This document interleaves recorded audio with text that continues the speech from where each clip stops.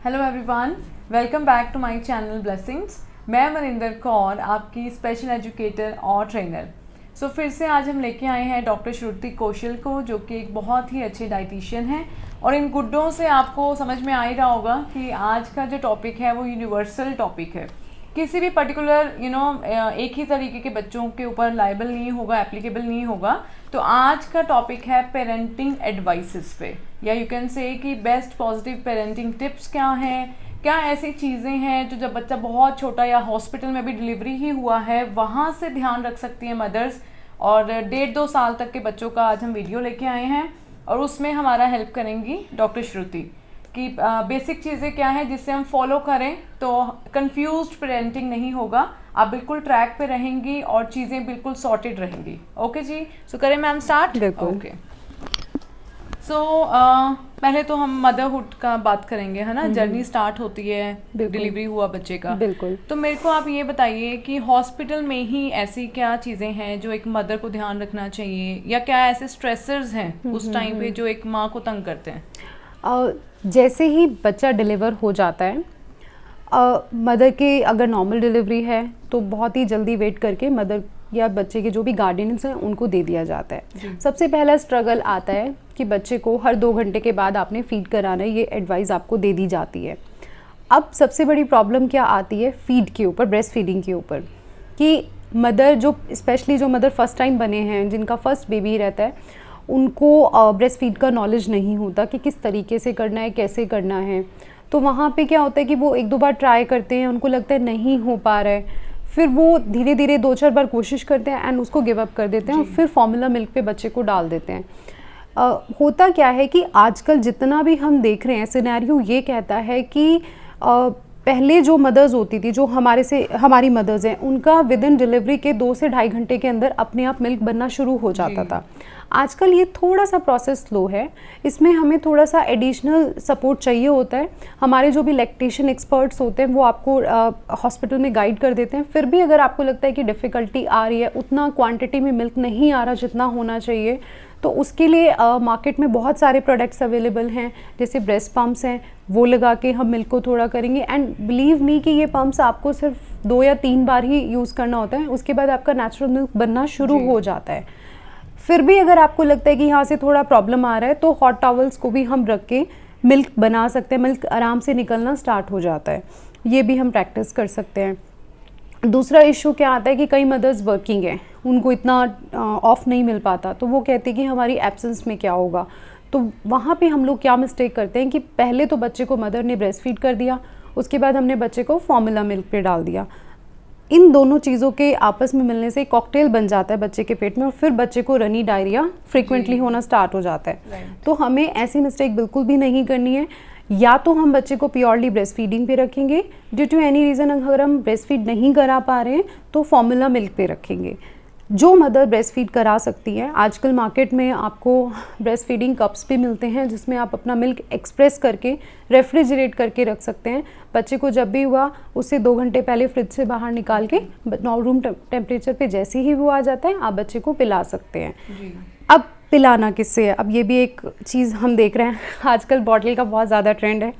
जैसे ही बच्चे को हम बॉटल इंट्रोड्यूस करते हैं बच्चा रोना स्टार्ट हो जाता है, बच्चे का डायरिया होना स्टार्ट हो जाता है, बच्चे को कॉलिक इश्यूज़, कॉलिक मतलब होता है कि बच्चा रोना शुरू कर देता है। हम लोग सोचते हैं कि शायद बच्चा भूखा है, उसको और खिला देते हैं और फीड करा देते हैं, बट वो रॉन्ग है। अगर बच्चा ऊपर की तरफ पैर फोल्ड कर रहा है, न्यू बॉर्न बेबी, और अपने हैंड्स को अच्छे से क्लोज टाइटली इस तरीके से कर रहा है, तो क्लियर इंडिकेशन कि बच्चे को कॉलिक है, यानी बच्चे को पेट में पेन हो रही है।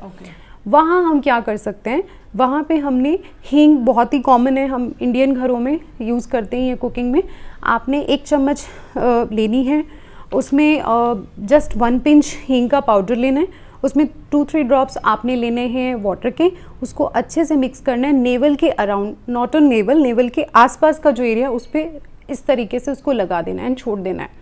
ये 3 महीने तक के बच्चों में वर्क करती है रेमेडी।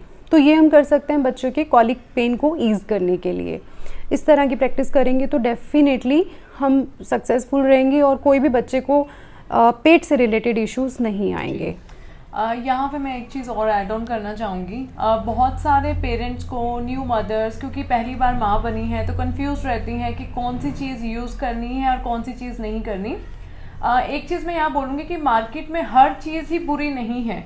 अगर ब्रेस्ट पंप है तो उसका कोई नुकसान नहीं है। द ओनली थिंग इज़ कि आप अवेयर नहीं हैं उसके यूसेज को लेके, राइट? बिल्कुल बिल्कुल। और जिन पेरेंट्स को हींग पेस्ट नहीं समझ में आया या नहीं बना पाती हैं, वर्किंग शेड्यूल ऐसा है, या it can be anything, right? तो मार्केट में रोल ऑन्स मिलते हैं, बिल्कुल बिल्कुल। बहुत अच्छे अच्छे ब्रांड्स के मिलते हैं और बड़े रीजनेबल प्राइसेस में मिलते हैं। आप लोग उस चीज़ को भी बाय कर सकते हो और रेडी टू यूज़ हैं वो, राइट? बिल्कुल बिल्कुल। ओके। मैं अब यहाँ पे पूछना चाहूँगी, बहुत सारी लेडीज़ हैं जो कंप्लेंट करती हैं कि मैम अभी तो हम न्यूक्लियर फैमिली में हैं, अगर हम जॉइंट फैमिली में होते तो दादी मालिश करती हैं, है ना, मतलब नैनीज आती हैं, बहुत दाई जिनको बोलते हैं। तो पहले टाइम में तो मसाजेस को बहुत ही ज़्यादा इंपॉर्टेंस देते थे, 6-6 महीने तक प्रॉपर आती थी दाइयाँ या जो भी है। अब आपको डॉक्टर श्रुति जी बताएंगे कि बच्चे की मालिश कैसे करना चाहिए, क्योंकि आप न्यूक्लियर फैमिली में हैं, आपको एक्सपोजर नहीं है, बताने वाला नहीं है कोई, तो हम आपका इस चीज़ में मदद करेंगे कि मसाजेस करनी कैसी हैं। Okay, so now let's start with this. ये देखिए, एक तो हमने जब बच्चे को होल्ड करना है, न्यू बॉर्न बेबी को स्पेशली, जो ये एरिया होता है बच्चे का, बच्चे को क्योंकि सपोर्ट अभी नहीं है, नहीं आता इतनी जल्दी बच्चे को करना, तो हमेशा एक बात याद रखनी कि जब भी हम बच्चे को उठाएंगे तो ये हैंड हमारा ऐसे होगा और ये वाला हैंड हमारा इस तरीके से सपोर्ट करेगा। अब मालिश के लिए जिस पे आप क्लॉथ का यूज़ कर रहे हैं उस पे आप बच्चे को आराम से इस तरीके से बिठाएंगे। बच्चे के दोनों हैंड्स को इस तरीके से हम रखेंगे, लेग्स को ऐसे रखेंगे। Let's start with the head से शुरू करते हैं। अगर बच्चा आपका विंटर्स समर सीज़न में होता है डिलीवर, तो हम एक्स्ट्रा वर्जिन कोकोनट ऑयल से मसाज करेंगे। अगर बच्चा विंटर्स के सीज़न में हुआ है तो हम आमंड ऑयल्स को यूज़ करेंगे फॉर मसाज पर्पस। अब यहाँ पे क्या होता है, ये वाला जो एरिया बहुत ही सॉफ्ट होता है, काफ़ी सॉफ्ट होता है, तो इस पर जब हम मसाज करते हैं तो हमें बहुत ही केयरफुल रहना है एंड फिंगर्स को यूज़ करना है। इस एरिया को हमें अभी यूज़ नहीं करना है। 3 महीने तक तो बिल्कुल भी हम इस चीज़ को हेड पे नहीं टच करेंगे। हमने बहुत ही हल्का सा लुकवार्म ऑयल को किया, टच किया लाइक दिस। जैसे ही सपोज आप यहाँ पे ऑयल है आपके, इस तरीके से एक हैंड से हमने सपोर्ट दिया बच्चे के हेड को और आराम से हमने लाइक दिस, इस तरीके से बच्चे का मसाज करना शुरू कर दिया। यहाँ पे हमें सर्कल बनाना है लाइक दिस, फिंगर से बहुत ही हल्का जेंटली प्रेशर देना है, बहुत ज़्यादा दबाना नहीं है इस चीज़ को, बिकॉज बहुत डेलिकेट होता है एरिया। देन फिर इस एरिया को हम टारगेट करेंगे लाइक दिस, फिर यहाँ पे करेंगे सर्कुलर मोशन में हम मसाज करेंगे। हर जगह को हमने कवर करना है, अबाउट 2-3 मिनट्स करना है, इससे ज़्यादा नहीं करना है। जैसे ही हमारा ये हेड एरिया कवर हो जाता है, बैक को फिर हम थोड़ा सा और बच्चे को ऊपर करेंगे, फिंगर्स हमेशा सपोर्ट में रहेंगी और फिर यहाँ पे हम हल्का सा मसाज कर देंगे। अगर आप अनकंफर्टेबल हैं, आपको लगता है कि इतना कॉन्फिडेंट नहीं है आपके अंदर कि आप बच्चे को लिफ्ट कर पाएँ, तो इट्स ओके, आप इस चीज़ को रहने दे सकते हैं। हम सिर्फ फ्रंट एरिया को कवर करेंगे, लेटर ऑन हम बाद में बैक वाली मसाज बताएंगे, तो उसके साथ हमारा ये हेड वाला पार्ट कवर हो जाएगा। नाउ फेस की तरफ आते हैं। जो फेस पे हम मसाज करते हैं वो हमें इस तरीके से करना है, बाहर की तरफ करना है। चीक से हमने बहुत हल्के हाथ से जस्ट हमने फिंगर से ऑयल लेना है लाइक दिस, इस तरीके से मसाज करना है।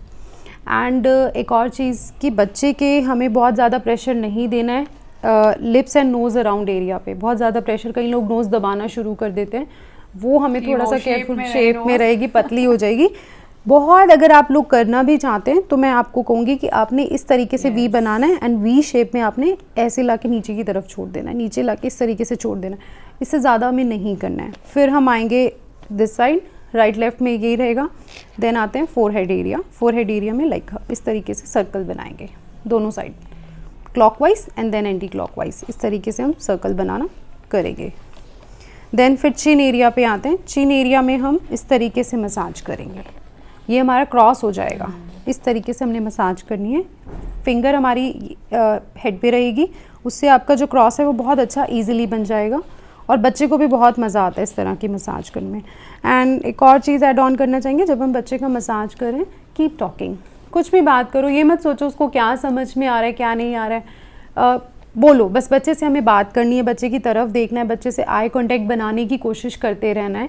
बच्चे को धीरे धीरे धीरे मज़ा आने लगेगा। क्या कर सकते हैं, कोई राइम सुना दो, कोई सॉन्ग सुना दो, कोई अगर आप रिलीजियस एक्टिविटी करते हैं, कोई भजन सुनाना चाहें वो सुना सकते हैं, कुछ भी इस तरह की बात करो, मज़ा आता है। बच्चे से एक बॉन्ड बनता है।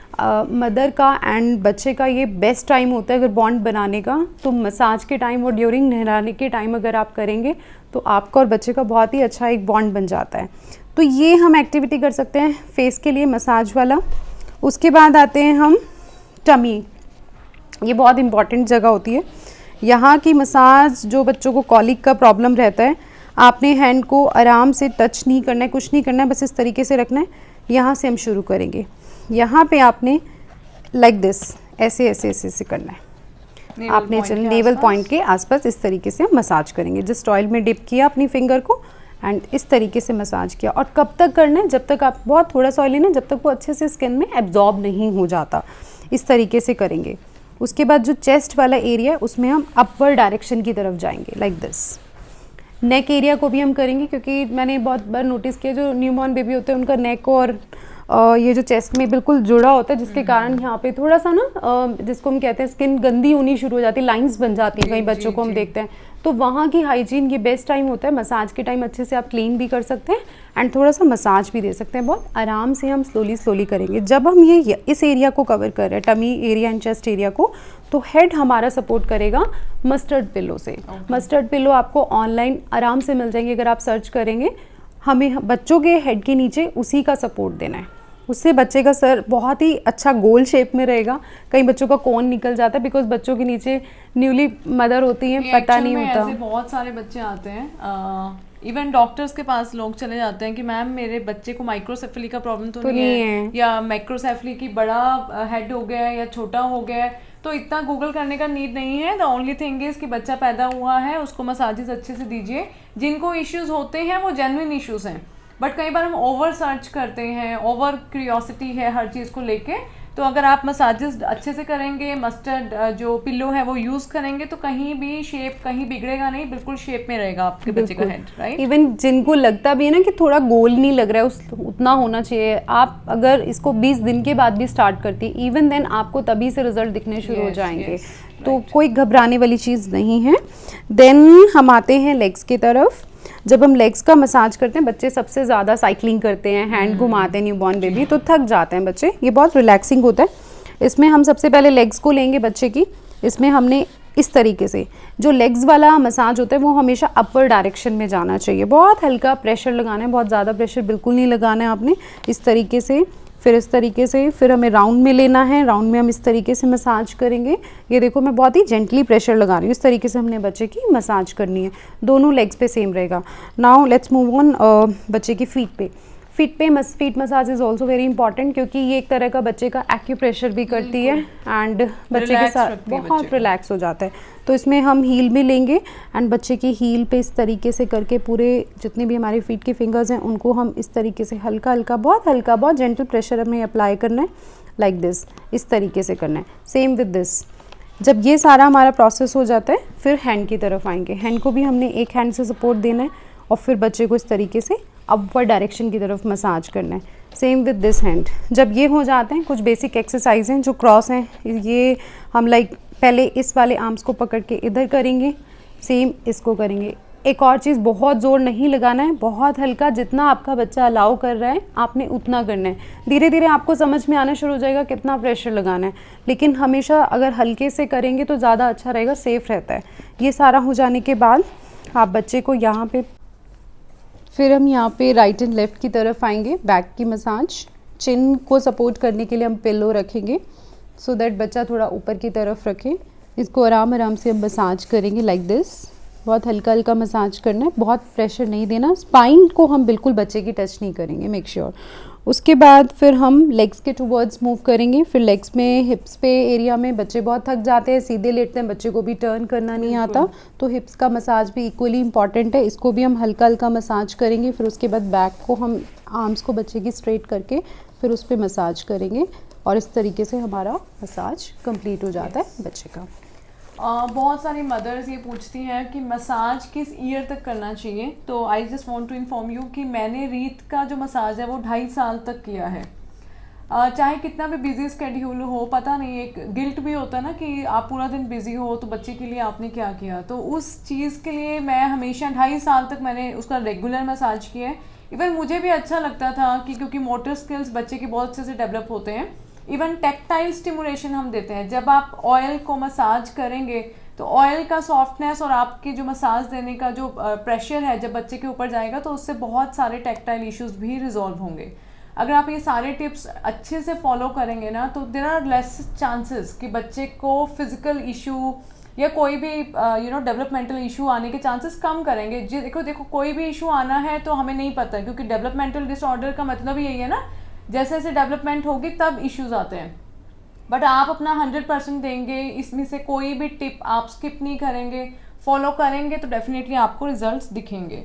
ओके, सो अभी हम बात करेंगे कि कब आपको प्रॉपर लिक्विड डाइट से आपको कब जंप करना है सेमी सॉलिड पे। 6 मंथ तक as per WHO exclusive breast feeding होना चाहिए। 6 मंथ के बाद आप जो ब्रेस्ट फीडिंग की फ्रीक्वेंसीज़ हैं उसको हम डिक्लाइन करेंगे।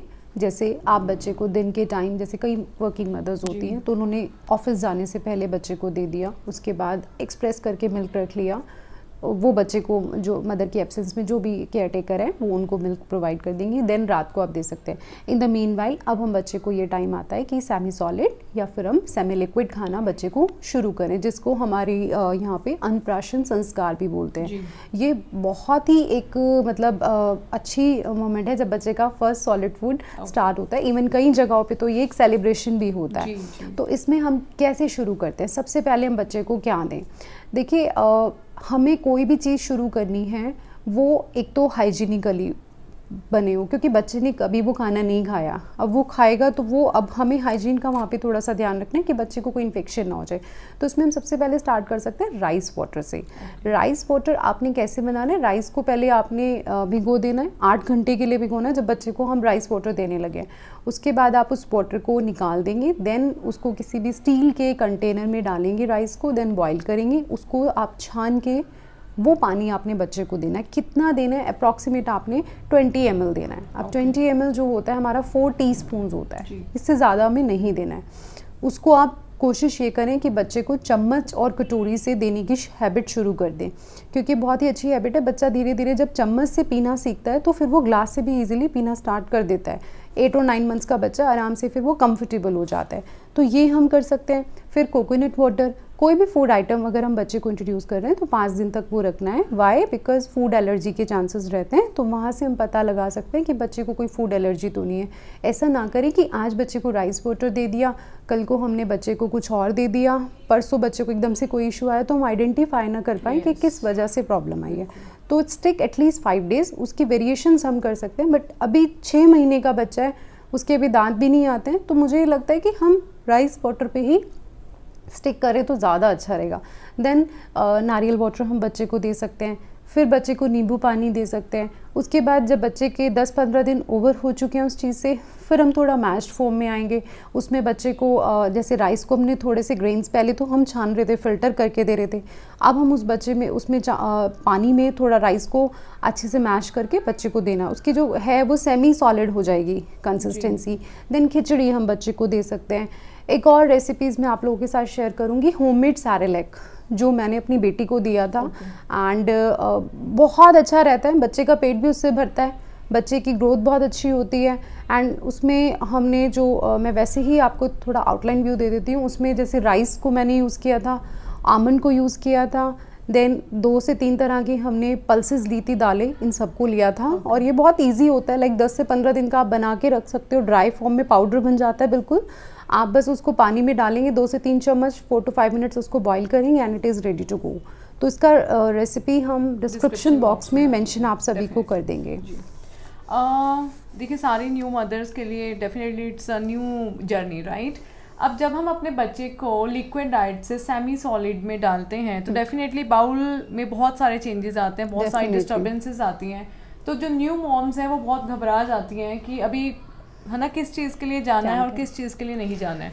तो वहाँ पे आप क्या सजेस्ट करेंगे? जब बच्चा ब्रेस्ट फीड के बाद सेमी सॉलिड या सॉलिड खाने पे आता है तो बहुत कॉमन चीज़ है कि बच्चे का थोड़ा स्टूल का पैटर्न चेंज होता है।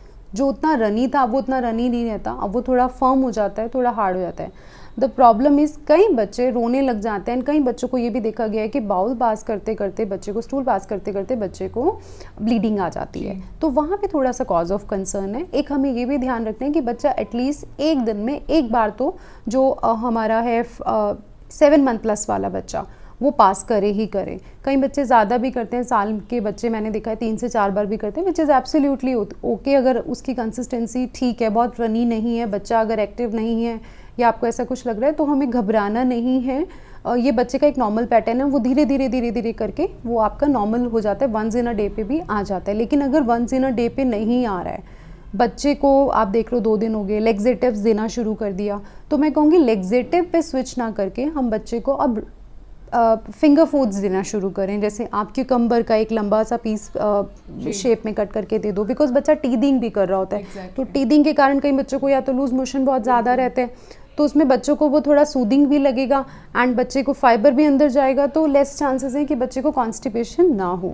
ये हम कर सकते हैं। दूसरा हम क्या कर सकते हैं कि मार्केट में कॉलिकेट आता है, बच्चे को जैसे हमने हफ्ते में 1-2 बार पिला दिया, उससे बच्चे का पेट अच्छा रहता है, कॉलिक इश्यूज़ कम रहते हैं, फ्लैचरिंग्स कम होती है, ब्लोटिंग कम होती है, तो बच्चे की गट हेल्थ थोड़ी अच्छी रहती है। अब इसमें एक और चीज़ हम ऐड ऑन करना चाहेंगे कि बच्चे को प्रोबायोटिक एंड प्रीबायोटिक्स का ध्यान रखें। अब प्रोबायोटिक का मेरा मतलब उन चीज़ों से नहीं है जो मार्केट में मेडिसिन है, अब इतने छोटे बच्चे को हम नहीं दे सकते, तो हम क्या कर सकते हैं, हम कर्ड एंड बनाना को मैश करेंगे और दे देंगे। होता क्या है, ये दोनों ही प्रीबायोटिक एंड प्रोबायोटिक है। प्रीबायोटिक क्या होता है, जो गुड बैक्टीरिया हमारे स्टमक में होते हैं उनका फूड होता है वो, तो अगर हम प्रीबायोटिक अच्छी क्वांटिटी में लेंगे तो जितने भी हमारे बैक्टीरिया हैं, गुड बैक्टीरिया हैं, उनकी जो है पॉपुलेशन है वो बढ़ जाएगी, अच्छे नंबर में बनने लगेंगे, तो गट हेल्थ में आप देखेंगे कि तेज़ी से इम्प्रूवमेंट आई है, बच्चा और भी अच्छे से ग्रो कर रहा है। तो ये हमारी है, कर्ड में हमारा अच्छा प्रोबायोटिक होता है, तो दोनों का कॉम्बिनेशन बहुत ही ब्यूटीफुल है। ये हम बच्चे को दे सकते हैं, दिन में 1 सर्विंग इसकी कर सकते हैं। दूसरा जैसे नट्स हैं, नट्स का मिक्सचर हम बच्चों को दे सकते हैं। जैसे एक दिन कभी हमने बच्चे को थोड़ा सा कैश्यू मिल्क दे दिया, कभी हमने आमंड मिल्क दे दिया। एक और चीज़ ऐड ऑन करना चाहेंगे, जब बच्चा ब्रेस्ट फीड से वीन ऑफ कर रहा होता है तो वहाँ पे प्रॉब्लम क्या आती है कि कई बच्चों को लूज मोशन लग जाते हैं। हमें इस चीज़ पे थोड़ा सा ध्यान देना होगा कि कहीं बच्चे को काऊ मिल्क से एलर्जी तो नहीं है, या बफलो मिल्क कई लोग स्टार्ट कर देते हैं, फुल फैट मिल्क बच्चे नहीं इतना डाइजेस्ट कर पाते, तो हम उसको थोड़ा डाइल्यूट करके दे दें। अगर वहाँ पे भी नहीं काम कर रहे हैं तो हम बच्चे को कोकोनट मिल्क, उसकी रेसिपी आपको इंटरनेट पे मिल जाएगी, वो आप बना के दे सकते हैं। आमंड मिल्क हम बच्चे को बना के दे सकते हैं, कैश्यू मिल्क हम बच्चे को बना के दे सकते हैं, बट वही फॉर्मूला रहेगा हमारा कि 5 से 6 दिन एक ही तरह की चीज़ देनी है, बहुत थोड़ी सी क्वांटिटी में देना है, तो बच्चे को अच्छा प्रोटीन ओमेगा 3 मिल जाता है, which is very good for kids. Right. एक बहुत कॉमन इशू लेके पेरेंट्स आते हैं कि मैम मेरा बच्चा ना बहुत पिकी ईटर है, मुझे सारा दिन मैं यूट्यूब पे ढूंढती रहती हूँ रेसिपीज़, बहुत अच्छे से बना के भी देती हूँ, सजा के भी देती हूँ, तो भी बच्चा मतलब बहुत बिहेवियर्स करता है बिफोर ईटिंग, तो उसके लिए आप क्या एडवाइस करेंगे? देखो कई बच्चे क्या करते हैं, टंग पे खाना रखते हैं, वो निकालते हैं, उसको वाइप करते हैं। तो उसके लिए हमारा क्या है, आपने 3 चीज़ें लेनी है। एक तो खट्टा हो गया, खट्टे में हमारा लेमन जूस हो सकता है या विनेगर हो सकता है, आपने उसको फिंगर पे लेना और बच्चे के माउथ के अंदर अच्छे से मसाज करनी है। सिमिलरली आप बच्चे को केचप है, चटनी है, उससे आप करें, इंट्रोड्यूस कराना है। कई बच्चे क्या होते हैं, जस्ट टच जैसे ही मुंह में गया और बस अवर्जन की नहीं खाना है, हम बच्चे को अच्छे से वो चीज़ फील कराएंगे with the help of this finger, उससे हम करें सो दैट बच्चे का टॉलरेंस आ जाएगा। ये रूह अफ़ज़ा जैसे कई लोग लगाते हैं, रूह अफ़ज़े की भी हम प्रैक्टिस कर सकते हैं बच्चे से, तो ये सारे जो ऑरल वाले इश्यूज़ हैं वो नहीं आएंगे। दूसरा जैसे बच्चे को सूजी की खीर अर्ली टाइम पे हमने दे दी कि अराउंड 8 to 9 मंथ्स के बच्चे को देनी शुरू कर दी, उससे क्या होगा, बच्चे को एक तरफ तो मिल्क लिक्विड है, ऑन द अदर एंड सूजी थोड़ा ग्रेनी है, तो बच्चे उस टेक्सचर को भी लेना स्टार्ट कर देते हैं। अगर ये प्रॉब्लम आती है, जैसे 2 साल तक हमने बच्चे को कुछ नहीं दिया, ऐसा सिंपल खाना मिक्सी में ब्लेंड कर करके दे रहे हैं, प्रॉब्लम वहाँ से अराइज होती है। अर्ली स्टेज में अगर हम बच्चों को चीज़ों से इंट्रोड्यूस कर देंगे, so they are very less chances कि बच्चा उस चीज़ के साथ कुछ भी इस तरह का बिहेवियर शो करेगा या बच्चा उस चीज़ में इंटरेस्ट कम लेगा, तो ये सब। ओके। एक कॉमन क्वेश्चन आता है पेरेंट्स की तरफ से कि ऐसा क्या है कि जिससे मुझे पता चलता जाए, मदर को पता चलता जाए कि मेरे बच्चे का जो डेवलपमेंट है वो नॉर्मल पेस से चल रहा है और बिल्कुल सही चल रहा है, ऐसा? देखो हम लोग जैसे ही बच्चा डिलीवर होता है बच्चे की वैक्सीनेशन स्टार्ट हो जाती है, तो जो बच्चे की फाइल होती है उसमें ग्राफ होता है, हर पीडियाट्रिशियन आपको देता है। उस ग्राफ में होता क्या है, बच्चे का हाइट एंड वेट का ग्राफ होता है, वो हमें टाइम टाइम पे जाना है और बच्चे का हाइट और वेट चेक कराना है। हाइट वेट के साथ ही बच्चे का आता है हेड सर्कमफ्रेंस। हेड सर्कमफ्रेंस भी हम टाइम टाइम पे मेजर कराते रहेंगे, ये 5 साल तक हमें मेंटेन करके रखना है, सो दैट हमें पता चलता जाए कि हमारे बच्चे की ग्रोथ में कोई किसी तरह की रुकावट तो नहीं है, कोई न्यूट्रिशन तो हम किसी चीज़ में लैक नहीं करें, क्योंकि जब तक हमें नहीं पता होगा हम अवेयर नहीं होंगे। और ये चीज़ जब हमारा बच्चा 1.5 साल पीछे रह जाता है किसी दूसरे बच्चे के कंपैरिजन में, तब हमें लगता है, और फिर उस 1.5 साल के गैप को मीट करना किसी दूसरे बच्चे के लेवल से वो थोड़ा सा डिफ़िकल्ट तो हो ही जाता है। तो टाइम टाइम पे अगर बच्चे को नरिशमेंट मिलेगा, एक ट्रैक रहेगा, तो अच्छा रहेगा बच्चे की ग्रोथ के लिए। पेरेंट्स पूछते हैं कि मैम मोटर स्किल्स पे काम करने का सही टाइम क्या है? मतलब कहने का मतलब ये होता है कि पार्क हम कब से स्टार्ट करें? देखिए गोदी में तो लेके हम घूम सकते हैं, बिल्कुल, है ना, और ग्रास पे या ग्राउंड पे छोड़ना है तो मतलब उससे एक तो होने क्या वाला है, हम अपनी समझ से बता सकते हैं कि बच्चे का इम्यूनिटी ग्रो होगा, टेक्सचर उसको डिफरेंट डिफरेंट मिलेगा, ग्रास से भी मिल रहा है, हार्ड सरफेस है तो उससे भी मिल रहा है। मीन्स ना जो सेंसरी इंटेग्रेशन थेरेपी है वो नेचर में सब कुछ अवेलेबल है। द ओनली थिंग इज़ कि राइट टाइम पे एक्सपोजर ना देने की वजह से जो वो इश्यूज आते हैं। और बहुत सारे पेरेंट्स कॉल करके पूछते हैं कि मैम ये दिक्कतें पहले तो नहीं थी, अब इतनी ज़्यादा क्यों ग्रो कर गई हैं? वो इसीलिए है क्योंकि हम ही कहीं ना कहीं पीछे रह गए हैं अपने बच्चों को प्रॉपरली टाइमली एक्सपोजर देने से। सो यहाँ पे आपको डेफिनेटली पार्क ज़रूर लेके जाना है। प्रीबायोटिक प्रोबायोटिक का बारे में मैम ने आपको बता दिया है। स्क्रीन टाइम कोशिश कीजिए कि 1.5 साल तक की एज तक आप बिल्कुल भी स्क्रीन नहीं देंगे। अब हम डॉक्टर श्रुति से पूछेंगे कि क्या ऐसा चीज़ है, क्या ऐसा बूस्टर है जो हम अपने बच्चों को दें ताकि हमें बार बार हॉस्पिटल्स में या क्लिनिक्स को विजिट ना करना पड़े। हमें जो मेनली ध्यान रखना है बच्चे के पहले साल में बच्चे की इम्यूनिटी बूस्टर्स, इसमें सबसे पहला हमारा आता है विटामिन डी, जो कि बच्चों को अगर कोशिश करें तो सुबह 6 बजे से लेकर के 8 बजे तक का जो टाइम होता है सनशाइन होती है बहुत अच्छी होती है। और बच्चे की स्किन पे सनस्क्रीन कई मदर्स बहुत जल्दी स्टार्ट कर देती हैं, वो नहीं होना चाहिए, बिकॉज अगर स्किन पे होगा तो एब्जॉर्प्शन नहीं होगी विटामिन डी की। एंड दूसरा हम कर सकते हैं जिंक बच्चे की डाइट में हम कर सकते हैं। इवन जो गवर्नमेंट है या हॉस्पिटल में भी अगर जाएंगे तो उसके सिरप्स भी अवेलेबल हैं। नेक्स्ट पॉइंट हम उठाएंगे ओरल हाइजीन का, जो कि बहुत ही इम्पॉर्टेंट है। सो मैम हमें बताएंगी कि कैसे ध्यान रखना है बच्चों का। जब भी हम बच्चे को ब्रेस्ट फीड करा रहे हैं या फॉर्मूला फीड करा रहे हैं, उसके बाद एक हमने बच्चे ये हम बता रहे हैं 0 to 6 मंथ के लिए आपने कोई भी मसलिन क्लोथ लेना है, उसको थोड़ा सा मॉइस्ट करना है पानी से, और बच्चे के जो गम्स एरिया उनको अच्छे से क्लीन कर देना है। जैसे ही बच्चे का फर्स्ट टूथ इरप्ट हो जाता है तो फिर हम ब्रशिंग शुरू कर सकते हैं। एंड कुछ बच्चों में देखा है कि केरीज़ हो जाती है, डेंटल केरीज़, जो बच्चे के ब्राउन कलर के पैचीनेस हो जाते हैं। ज़्यादातर बच्चे जो ब्रेस्ट फीड पे होते हैं या रात को बॉटल फीड पे होते हैं उनमें ये प्रॉब्लम बहुत ही देखने को मिलती है, या फिर जिनको आयरन का सप्लीमेंट दिया जाता है उन पे स्ट्रेन्स आ जाते हैं टीथ के ऊपर। तो जब भी बच्चा इस तरह की कोई चीज़ कर रहा है हमें ध्यान रखना है कि उसकी प्रॉपर ब्रशिंग होनी चाहिए। अगर उसकी ब्रशिंग अच्छे से होगी तो they are very less chances कि बच्चे को किसी भी तरह का डेंटल केरीज़ का प्रॉब्लम होगा। इसके साथ साथ जिन बच्चों के टूथ इरप्ट हो रहे हैं वो क्या कर सकते हैं, एक मैं आपको बता देती हूँ, गम ऑयल मसाज है। गम्स पे आप क्या कर सकते हैं, peppermint and extra virgin coconut oil लेंगे, 1 teaspoon extra virgin coconut oil and 1 drops of peppermint oil. आपने इसको अच्छे से मिक्स करके बच्चे के गम्स पे जहाँ पे आपको लगता है कि स्वेलिंग है तो वहाँ पे आपने इसको रब करना है। उससे बच्चे को थोड़ा सा सूदिंग इफेक्ट मिलेगा एंड जो इन्फ्लेमेशन थोड़ी स्वेलिंग आ जाती है वो भी थोड़ी सी रिड्यूस हो जाएगी। दूसरा हम बच्चे को फिंगर फूड्स दे सकते हैं, जैसे ठंडी गाजर बच्चे को दे दी तो उससे बच्चे को थोड़ा सा आराम मिलेगा। देखिए जब बच्चे के टूथ आने स्टार्ट होता है ना तो बच्चे बहुत इरिटेट रहते हैं। बच्चे इरिटेट रहते हैं तो मदर्स बहुत हेल्पलेस फील करती हैं। तो ये दोनों ही चीज़ें, मसाज ऑयल और आपको कुछ ना कुछ फिंगर स्टिक्स लाइक है ना, जैसे कैरेट बताया, तो आप देंगे यू योरसेल्फ विल ऑब्जर्व कि एक्चुअल में बच्चा बहुत लाइट रहेगा होल डे, क्योंकि बहुत पेनफुल होता है ये process. Okay, second thing is कि इवन मेरे को भी जानना है बीइंग अ मदर, क्योंकि जैसे जैसे बच्चे बड़े होते हैं ना, लाइक प्ले वे में जाना है या आसपास के बच्चे खेलने आते हैं, तो बहुत कॉमनली इन्फेक्शंस होती हैं। तो हमें जानना है कि ऐसा कुछ है कि जो बहुत इम्यूनिटी बूस्ट कर सके। बिल्कुल बिल्कुल। बच्चे का जैसे ही बर्थ होता है, जो हमारी गवर्नमेंट है वो बच्चों को हॉस्पिटल्स में विटामिन ए का घोल देते हैं, लाइक पिलाने आते हैं। घर पे भी आपको door to door service definitely मिल जाएगा, अगर आपका बच्चे का कार्ड बना हुआ है इम्यूनाइजेशन तो उसमें अवेलेबल होता है। एक तो विटामिन ए का टाइमली हर 6 मंथ में बच्चे को ड्रॉप्स मिलती है, वो हमें बच्चे को टाइम टाइम तक करानी है।